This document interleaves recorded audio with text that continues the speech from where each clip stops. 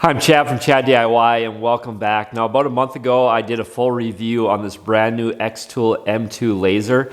Really been enjoying it in my shop. But today I kind of want to dive in on one of the really cool features of this, and that's the Rotary. Now Rotary itself is not really a groundbreaking technology, but what's really cool about this M2 is how they set up the laser when you are using the Rotary. Now when I first got this M2 I was kind of looking over all the features. I saw it did have a Rotary and I saw how shallow it was.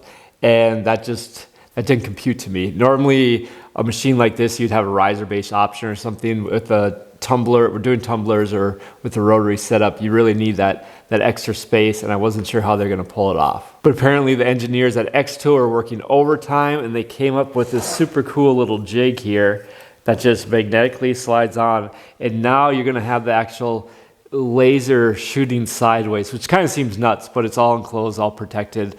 But really cool way to do the Rotary and the tumblers shooting sideways instead of up and down where you just don't need that space anymore. So I'll give you kind of an overhead side view of what I'm doing here. Now what's really cool about the xTool software is if you're not sure how to do this, you can just ask it for help and it'll give you step-by-step instructions how to do it. So we're facing the side here. We're going to grab a little protective cover here that kind of slides over, kind of blocks the laser. So that laser head's kind of set up there. And now there's a few guides that it comes with as well. And we're going to put them, they got right, I don't know if you can see that, but right, left. And then we can slap that Rotary in place using these guides. So it's all squared away. And then it's just connecting the cable to the side here.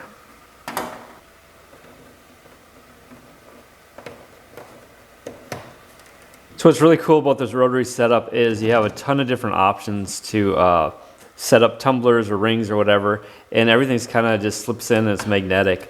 So you have different options that you can go different lengths in and out here.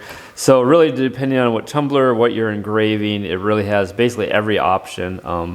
You got these little things to do rings and stuff. You have so many options to kind of do whatever you want to do for the Rotary. So I got my Rotary all set up for this size of tumbler. I'm just going to kind of stick it in there, and then it's just kind of tighten it by hand there to get a nice snug fit.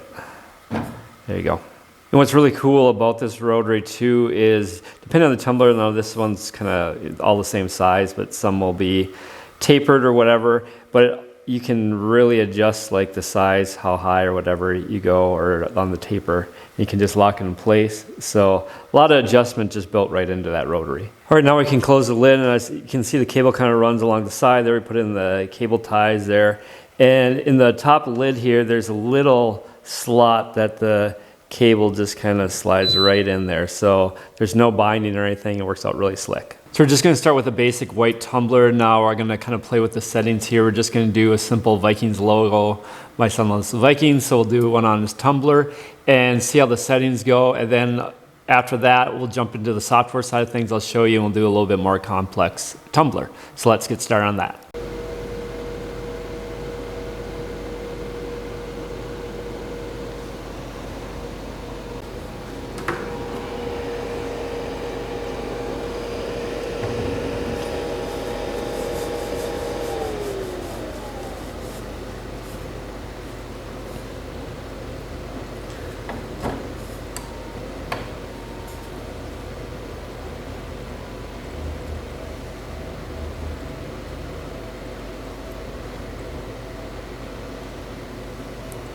So the engraving turned out pretty well. I'm going to slow down the speed just a touch. Now this is only a 10-watt laser I'm using, so I'm going to slow it down just a little bit, get that power up there. And let's jump into the software side of things and we'll kind of go from there. All right, so I thought it'd be fun to kind of do a Mario Kart, big Wii Mario Kart fan, so we'll do Mario Kart themed tumbler. So I got some of the stuff off Pinterest and then just a free SVG converter. Now it's all grouped together. And so I'm going to want to group all this here. And some of this will be a little boring, so we'll try to go through it pretty fast. But I'm going to just ungroup all those. Now, sometimes, yeah, see how it left a few little things. So sometimes you got to ungroup it, and then you got to group everything individually. So we'll go through that real quick here. All right, so we're back. So we got all our little Mario Karts. We're gonna have Toady as a star. And now we're gonna switch to, right now we're in just laser on a flat surface. We're gonna switch that to rotary attachment, which we have. So now we got the rotary attachment. And I already have the tumbler on the attachment. So we're just gonna take a measurement now. We have diameter and everything, so we're gonna take an auto measurement, and then I'll measure the diameter and we'll import that separately here. All right, so we got a diameter of 70 here, and let's measure this thing out. And it's all ready to measure here. So it's automatically measuring, going to where the tumbler is in the machine, and getting that all measured out here. Now, as you can see, the rotary is kind of reversed, because on the software it looks like it's almost kind of reversed. So in a way, it almost seems like you got to put these things where maybe they don't seem like they should go. So looking at the laser, it seems like it makes more sense that way to me, but it's got to go that way as you see the rotary base. So as you see, kind of the center, and this tumbler doesn't have any markings or engravings. Sometimes if you have, say, a Yeti tumbler and you want it center on the complete opposite side, you gotta take that in consideration. But this one, that's not really an issue. So basically what I'm gonna do is have kind of Toady the star here, and I'm gonna rearrange all these, kind of maybe turn them upside down, some of them, and just kind of put them all over that tumbler. All right, so I got everything kind of laid out here. We're gonna do the jaw type, and it'll show you in the software what we're using. So inner jaw is good. Unknown material, we're gonna use, it's gonna be kind of a tumbler material, I guess, but we can do our own settings too. But I think I'm gonna go for, basically I have everything set up for 100% power and speed at 200. So kind of the testing before I did 100% power, I think it was closer to 300. So slowing that down a little bit, the power is as much as we can get out of that 10-watt laser. And we're gonna frame it up, and then we're gonna process this thing and see how it turns out after, kind of just double checking everything. Kind of adjusting these a little bit just so they're all in frame there. And the framing, once I do frame it, it's gonna kind of give me an idea where everything's gonna go. So we'll go from there, and then we'll hit process.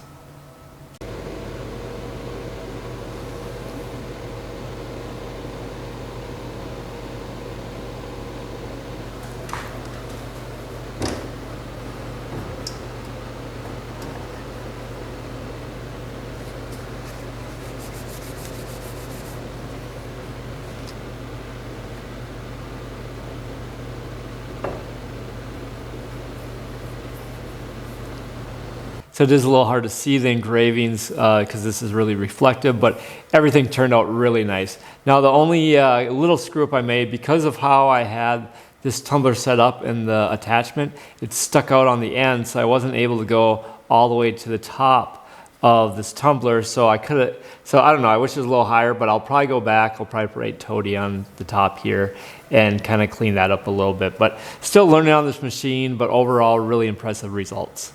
Now, if you do have any questions on this xTool M2 machine, just leave them in that comment section below. I'll provide my affiliate link too, if you're interested in the machine. Really appreciate you using that. And this machine is actually cheaper than my first xTool. I think it was a D1 Pro 10 watt or whatever. I paid more, I think, for that machine than this machine, and this machine is 10 times better. So really, xTool has come a long way, and the price is still affordable for something like this too. So with all that being said, I'm Chad from Chad DIY, and we'll see you on the next one.